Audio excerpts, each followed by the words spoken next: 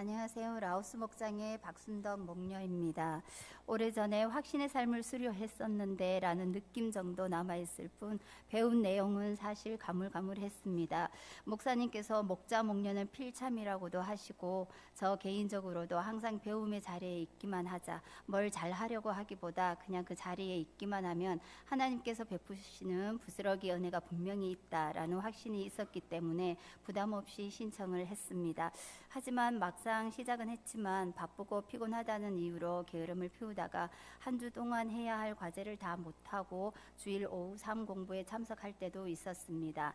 이런 저의 부족함에도 불구하고 은혜가 풍성하신 하나님께서 확신의 삶을 공부하며 깨닫게 하신 부분을 짧게나마 나누고자 합니다. 저를 비롯해서 많은 성도님들이 어떻게 하면 기도를 잘 할 수 있을까에 대한 질문이 있을 것입니다.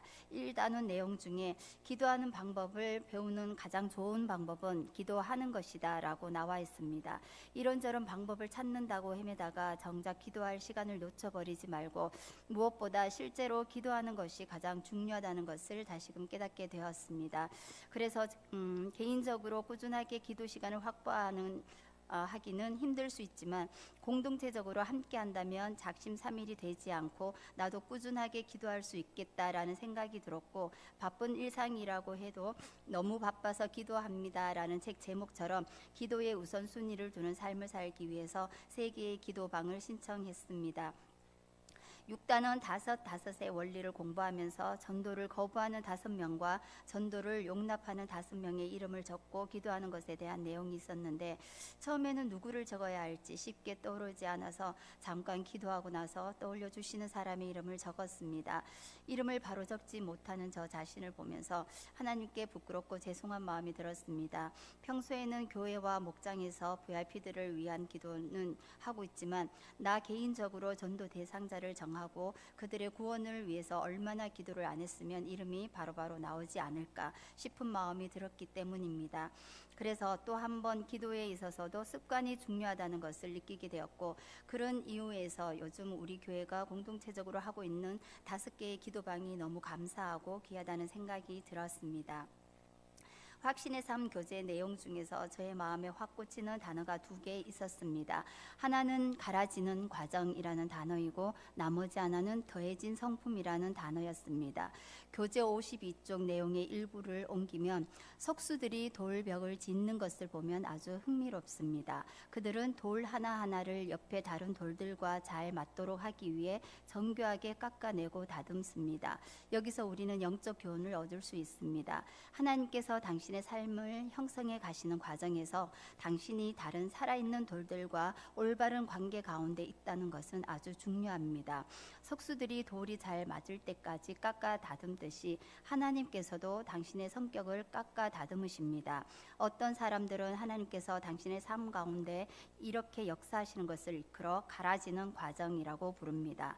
하나님께서는 홀로 떨어진 돌과 같은 당신을 그분의 성전을 이루고 있는 다른 돌들과 잘 맞을 때까지 부드럽게 다시 만들어가고 계십니다.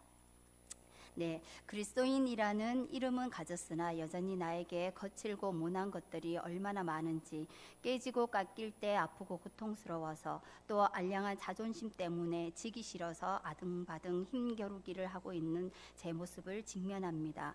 그럼에도 불구하고 우리의 창조자 되시는 하나님께서 저의 있는 모습 그대로를 받으시고 갈아지는 과정 중에 있는 저를 거룩한 성전으로 지어가고 계심에 감사를 드립니다. 교재 148쪽 내용 중에 당신은 그리스도를 당신의 구세주로 믿고 당신의 삶의 그분을 모셔드립니다. 그 결과로 당신의 성품에 주님의 성품이 더해짐으로 주위의 모든 사람들이 변화된 당신의 모습을 보게 됩니다. 이 더해진 성품이 바로 그리스도시며 당신을 통해서 그분의 사랑이 흐르게 하시는 것입니다. 이 내용처럼 예수님의 성품이 저에게 더 충만하게 더해져서 나는 없고 오직 그리스도만이 나를 통해 증거되길 소망합니다. 저의 부끄러운 모습이지만 일상에서 일어났던 짧은 예화를 나눔으로 간증을 마치고자 합니다. 저는 출근을 위해 일어나 있었고 남편은 새벽 기도를 다녀와서 다시 잠자리에 들려고 할 때 어떤 주제에 대해 얘기를 시작하게 됐는데 결국 의견이 서로 대립되면서 마음만 상한 상태로 대화는 끝나버렸습니다. 남편은 코를 골며 잘도 자고 있었지만 저는 출근 준비를 하는 내내 불편한 마음이 가시질 않았습니다.